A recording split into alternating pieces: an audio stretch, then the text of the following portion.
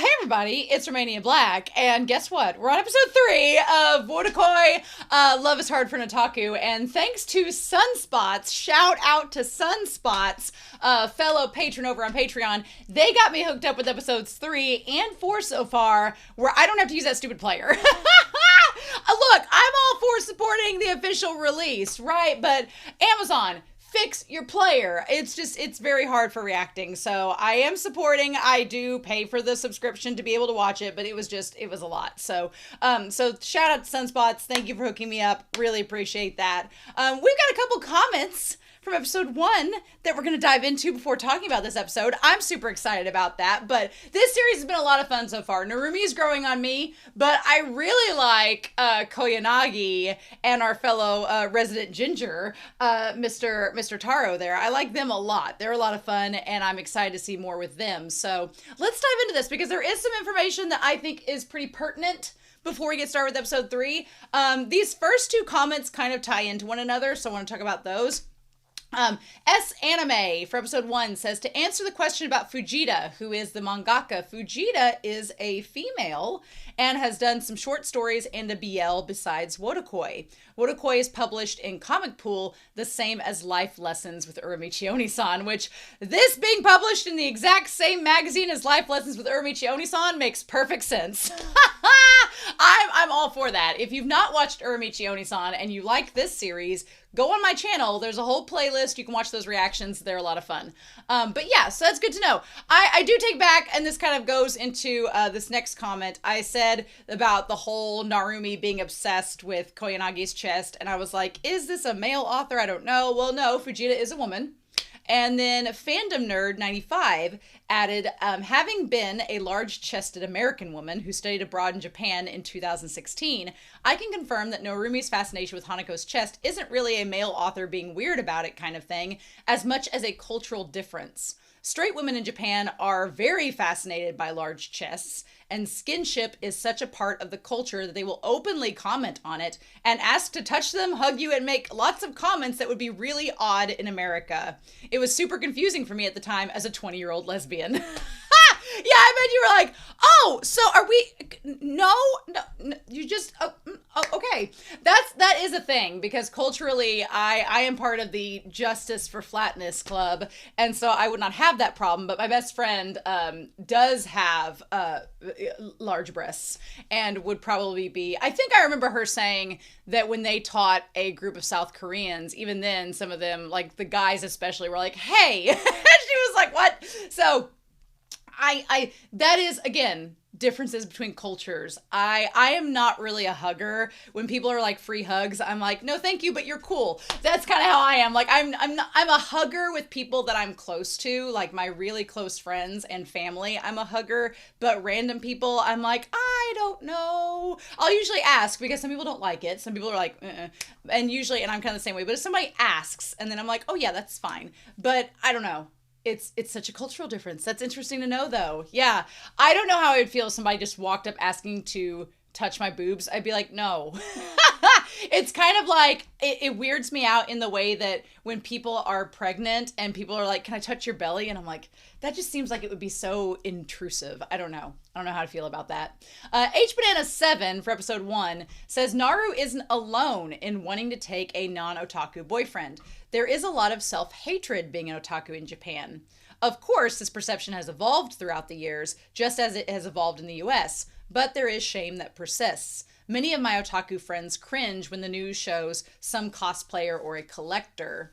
Now, I will say to that, I can understand that, because I remember when Modao Zushi, which is this Chinese danmai, people were talking about it in the news, and I was like, oh no. And I wasn't cringing because I was ashamed of being a fan of Modao Zushi. I was cringing because they were saying the name wrong, and they were like not getting that, they were glossing over so many plot elements that just saying, they were like summarizing the plot in one sentence, which you really can't with that series, and it was just so confusing, and I'm like, y'all, do you even know what you're talking about? So, and I will say to that as well, I have that happen because I grew up on a farm and my family raises cows, that whenever people start talking about cattle and they say something that's not accurate, I'm like, So I think that's not necessarily an otaku centered thing, but more of a, if you're passionate about something and then someone random that's, you know, a just pedestrian gets it wrong, you're like, what are you talking about? But to the second point, this has also happened a lot when BL was taking off in the world. A lot of self-hatred of being in the Fujoshi closet. There's also a lot of homophobia in Fujoshi communities, but that's for another day. That I eventually want to do a video about BL and why women like BL, because I think some people are confused by it. But the homophobia fascinates me because I'm like, what? I'm like, so curious. I don't feel like I encounter that, but I'm also in a very niche community with you all who are nice, like-minded, well-rounded people.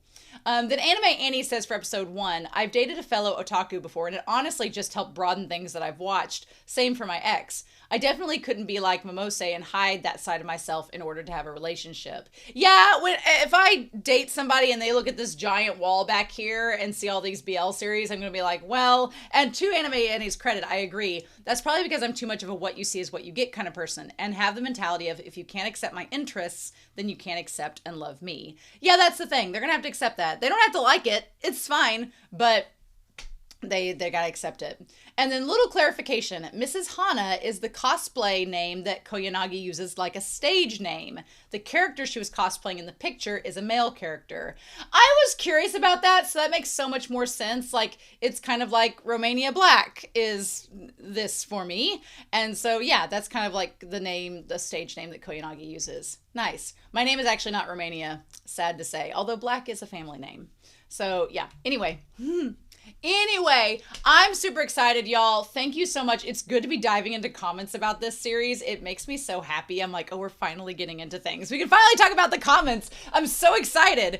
And I'm really excited to be able to watch this episode all the way through and not be interrupted by advertisements and not have the ED immediately go to the next episode.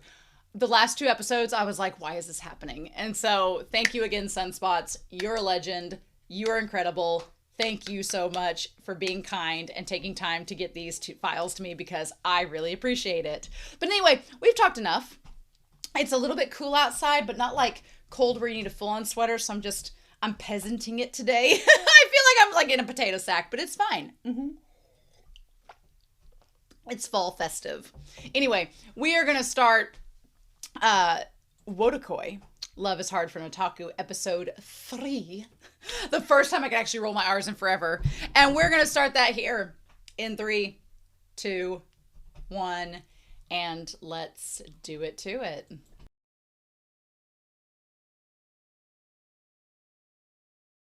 You know, they say that if you really want to know if a show is good or not, you wait till the 3rd episode. Yeah, they're not wrong. That episode was so good. That episode was amazing. Okay. All right, show. All right. I see what we're cooking with. Okay. Oh my gosh. Thank God.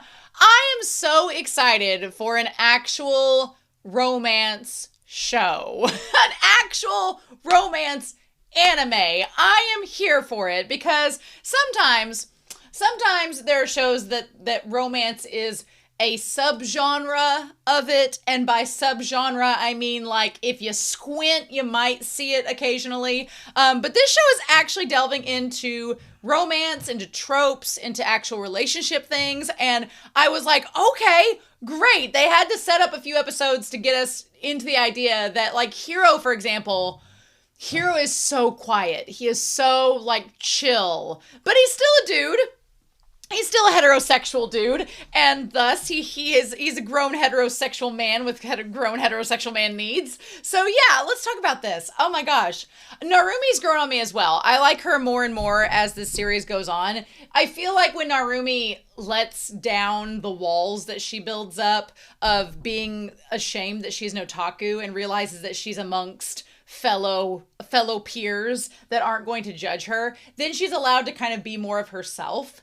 And when she's more of herself, like, she still is very like kind of neurotic and kind of all over the place, but it feels more endearing than when she's trying to put up this wall of like, oh yes, of course, like, otakus, I would never date an otaku. And then, you know, the only thing I will say about this show, and I don't know if it's just because they cut out bits of the manga to fit into the 11 episodes. I know there's some OVAs after, but I don't know if they cut out parts of the manga where we get bits of information that seem kind of relevant, or if we're just supposed to, because I'll take Taro and Koyanagi, for example, Hana, for example, they went from totally against each other and you're like, oh, they could possibly have a crush on each other and they may end up together, to last episode where it was, oh, well, I might actually be an item or are dating, to now, yes, they are in fact very much dating. They just hide it at work. And I feel like maybe there were parts of that were cut from the manga that we don't get to see in this. I don't know. It just felt like that progression just kind of feels a little like pieces are missing, because then suddenly we're told and we're like, oh yes, they've been dating. Okay, well we were curious, but now we know for sure. And that makes last episode, when she got mad at him for saying Hana at work, now it makes sense because that's her stage name, as we talked about in the intro. So of course she doesn't want people knowing that's her cosplay name, right? I get that. That makes more sense. But yeah. And then the episode 1 where it was like, oh, we're just going to work together. And now we're like officially maybe kind of dating and seeing one another. It feels realistic, to be fair. That feels like a realistic progression, because sometimes if you're friends with someone and then you want to explore being an item, sometimes that can, especially if you've known them for a long time, sometimes that can like just happen and it doesn't really need to get formally announced. It's just, I'm not used to seeing that happen in an anime. So to see it happen where it just kind of naturally evolves is kind of refreshing, and you kind of just have to adjust your sights. But yeah, I like Naru when she's herself and she's not putting up that wall. There's somebody on the speech team that I coach that they have this wall put up because I think they're afraid of judgment, and they're slowly like coming out of their shell when they realize the people on the team are pretty open-minded and are not going to judge them. But Hiro is such an interesting person. I like Hiro's character a lot. He's kind of hard to read at times, but I like him as a character. Would I date somebody like Hiro in real life? I don't know. Because I find myself surrounded by people who my friends are kind of over the top, and like my best friend is like really outgoing, really extrovert, really big personality. My best friend in high school was a really big personality, extrovert. I am performing extroversion when I'm at work and when I'm in front of people, but I'm at heart an introvert very much. I'm very much an introvert at heart. So I find that like I don't know if I could date someone who can be as quiet as me. I don't know though. I don't know. I feel like my friend group is filled with people who are very different than me and very loud and active. So I don't know how that would go in the dating world. So this whole progress where he's talking about, how's it going? She's like, oh, I'm still on the rough draft. Narumi is, if anything, a procrastinator. Girl is not good at deadlines. She procrastinates a lot. She doesn't get her work done on time.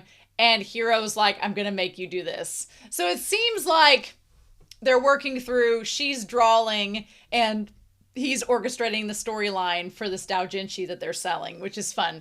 I do like when she says she's a horrible person. He's like, you don't have to apologize. I like that he's being nice about that. That's really sweet. It's cute. He's like, I don't mind, and I know you're the one who has it worse. Because she has to draw the things. Yeah. So she has to draw what he's sending to her. He's like, I'll send you the finished screen tones. You forgot to fix the second panel on page 12, so I did it for you. Check that it's okay. And she's like, thanks for being so reliable. So they had this deadline to get... So I guess she's also a comic artist in her spare time. Perhaps. Mayhaps. They go to this event. I love that she cosplays for it. I love that her and Hana cosplayed for the event, whereas Hiro and Taro just showed up and were like, eh. I'm like, you guys could have cosplayed.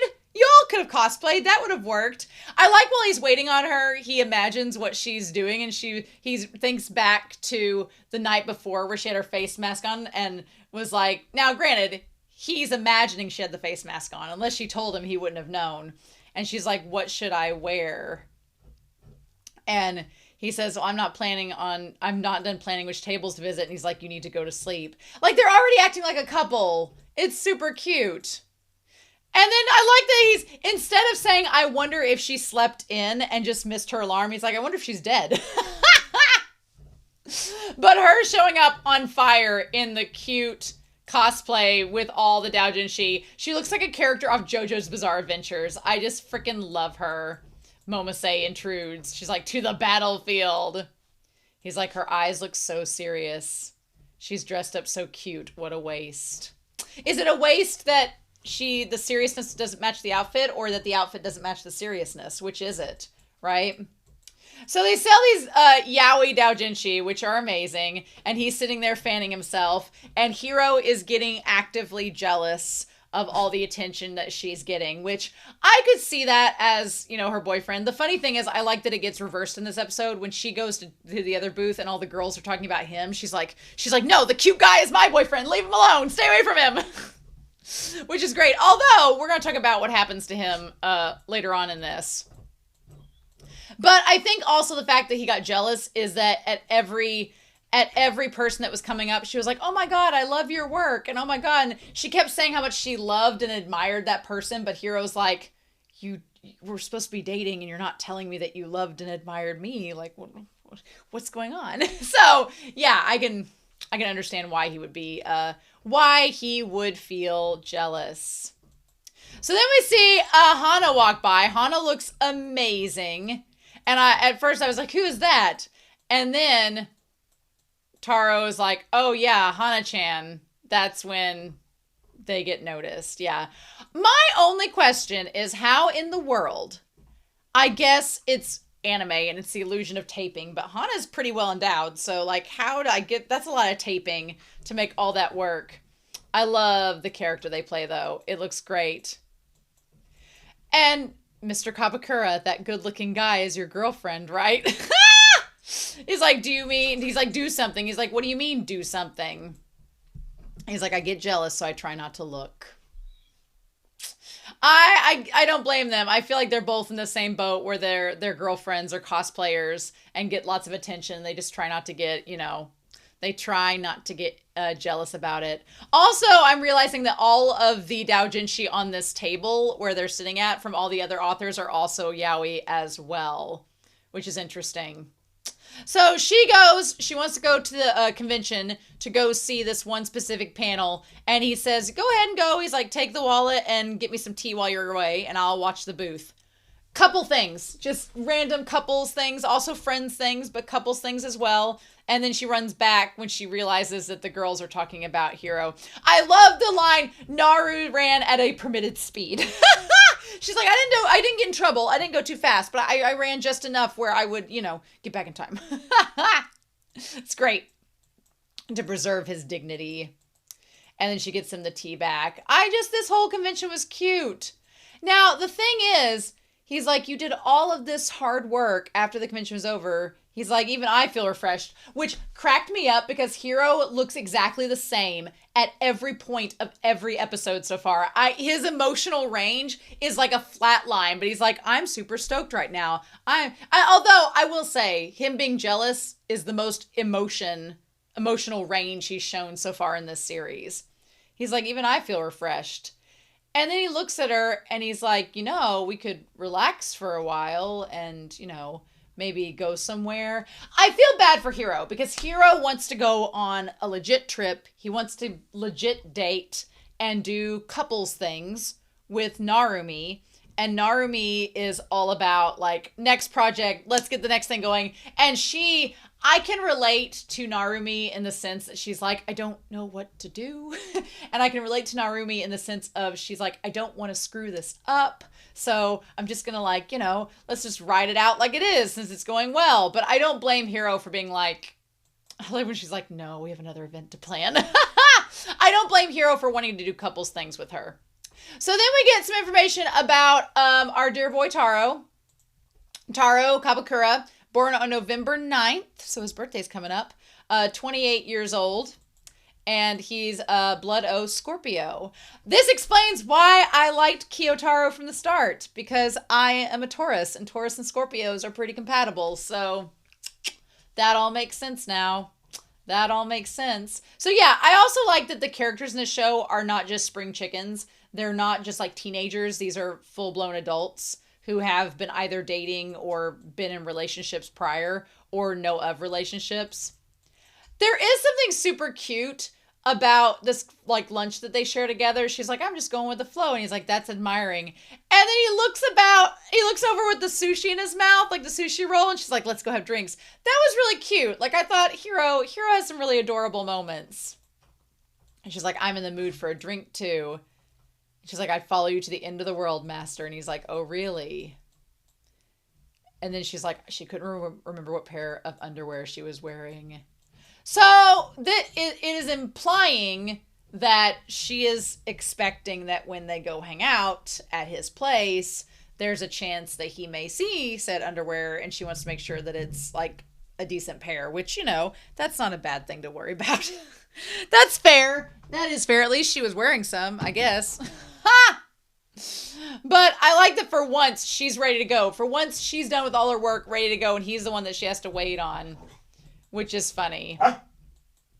And she's like, he actually just blushed, which is cute. Uh-huh.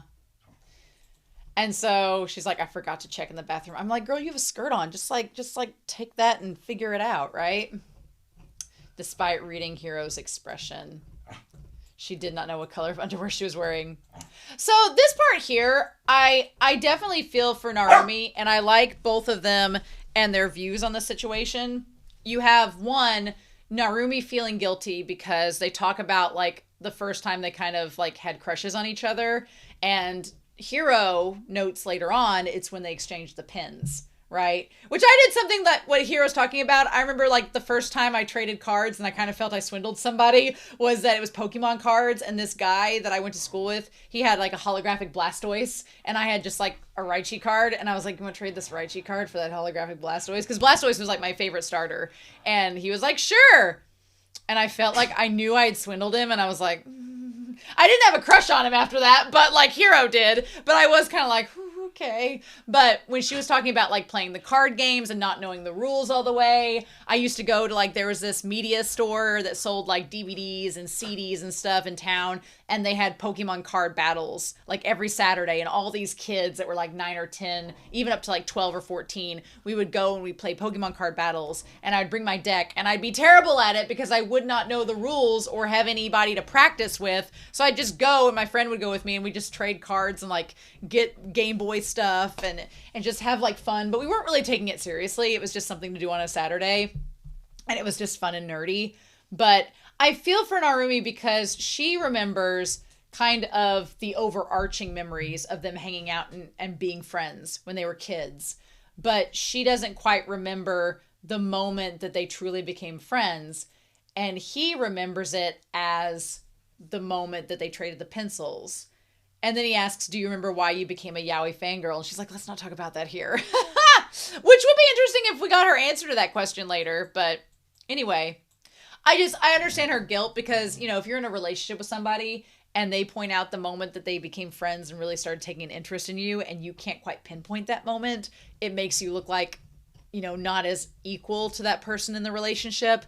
And I liked that Hiro said later on, like, you know, I'm this guy who has no friends. I don't really have anybody else I hang out with. So any interaction that I have that's meaningful, I'm going to remember it more than you who have lots of friends and lots of experiences. It's harder for you to remember those specific ones. And it's like, yeah, that Hiro's very accepting and kind. And I really like that about his personality.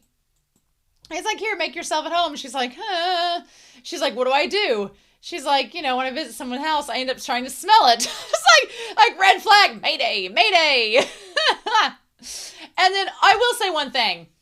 I could not date a smoker. That's a no-go. That's a no-go. Not only is it so expensive and you're wasting your money, but I'm like, I couldn't date a smoker. That I hate cigarette smell so much. And he's like, I don't smoke too often in the house. And then 5 minutes later, he's sitting there smoking by the kitchen sink. I'm like, my dude, I could not date a smoker. I'd have to be like, that's going to have to go. Or this isn't going to be. My aunt dated a smoker, and he smoked outside. Like, their house didn't smell because he smoked outside. But still, I was like, no. That's my deal breaker. If I had to think of a deal breaker in a relationship, smoking is the deal breaker. I can't do a smoker. Not going to work.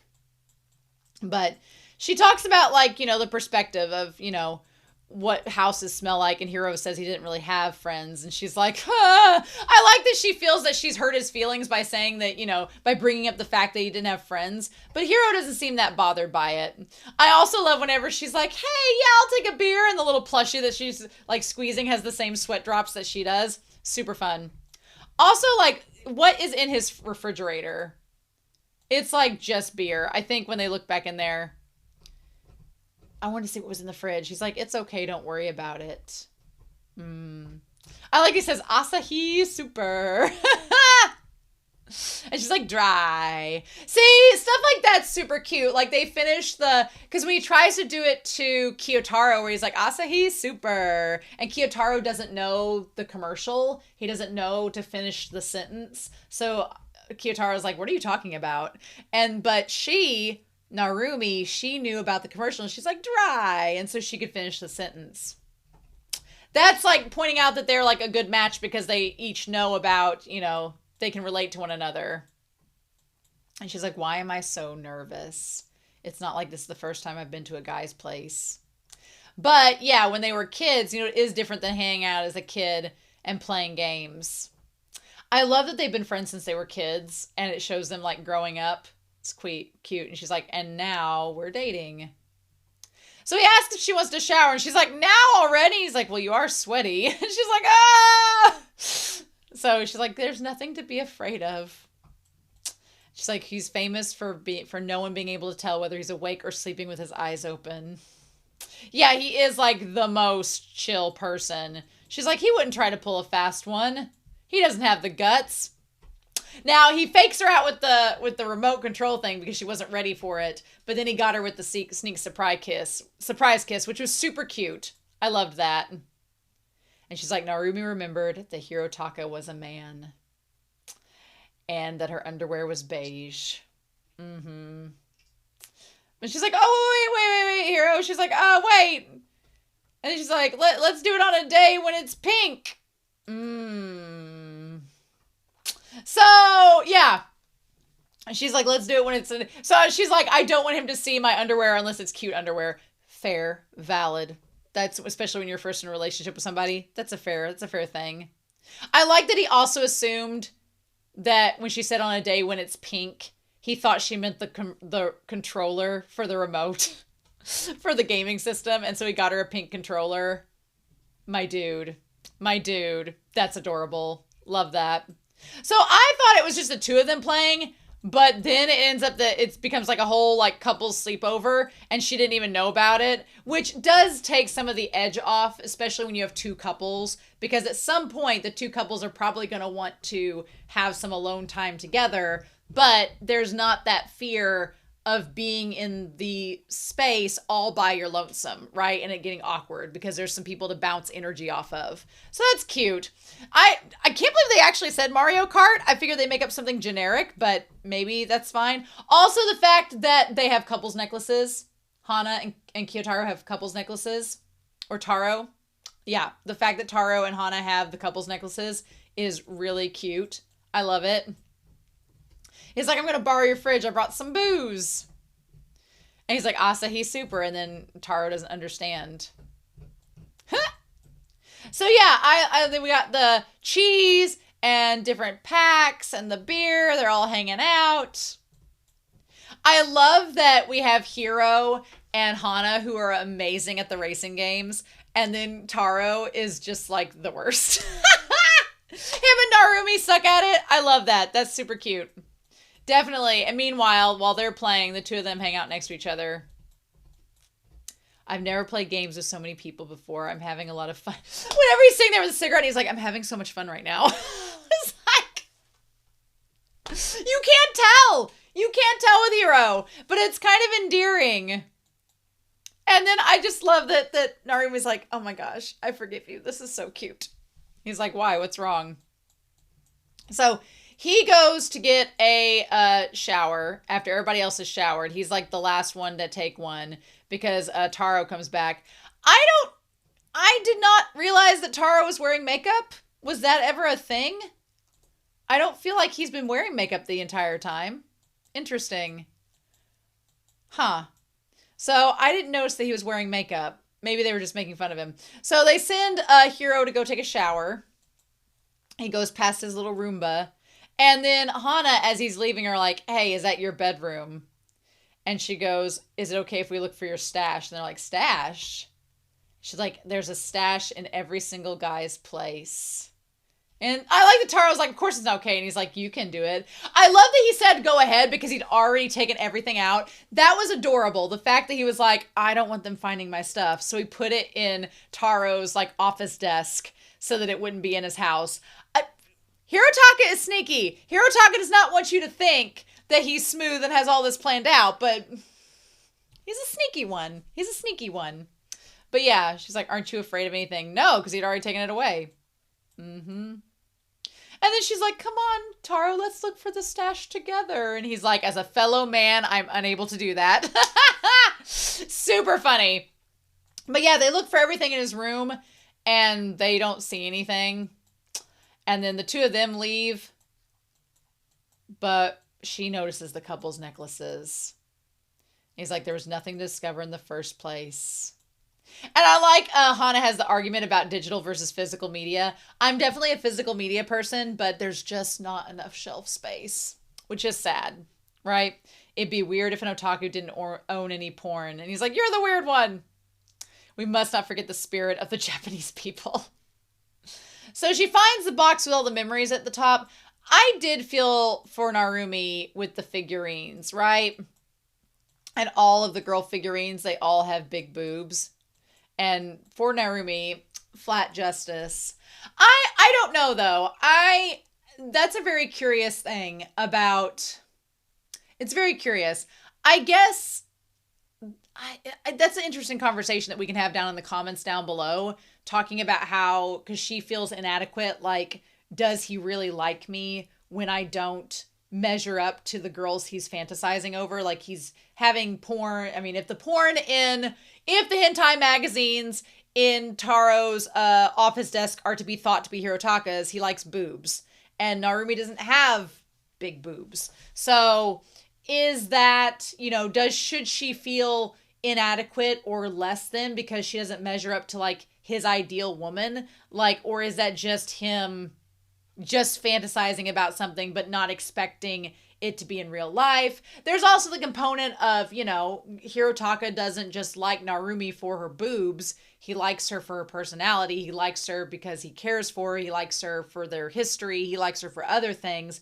But I don't blame Narumi for feeling like, is this going to last? Or are you going to want to date? Like, what if a big boob girl comes into your life that is amazing? Like, would you leave me for her? And those are really valid emotions I think anybody in a relationship would kind of worry about, especially if you saw something like that and you'd be like, well, am I going to measure up? I don't know, But I feel that attraction goes beyond just the physicality, because I always, I tell people on the channel, I'm like, oh, I'm really like into like any anime character that's like tall with blonde hair and blue eyes. I'm like, yes, please. I'm like instantly yes.